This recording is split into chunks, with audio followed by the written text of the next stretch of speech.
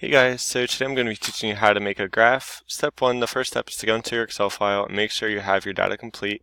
You should have all your tables and all of your data in the table.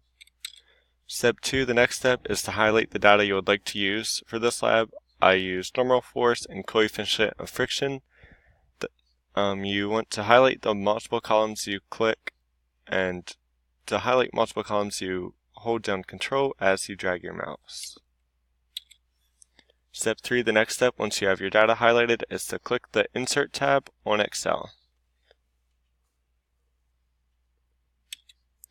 Once you click the Insert tab, you go into the designated area that says Charts. After that, you look for the icon that looks like a scatter plot. The next step, once you click the scatter plot icon, will appear in your Excel file. Your first step should be to title the graph. You do this by clicking on the top of the graph where it reads Insert Title. The next step would be to add axis titles. You accomplish this by clicking on the graph. Once you click on the graph, you see an icon on the side with a plus icon. Once you click that, a list of tools appear. The seventh step, to add the axis titles, you click on the available space under the data and title your axis. For this one, it was normal force, and we just type in normal force.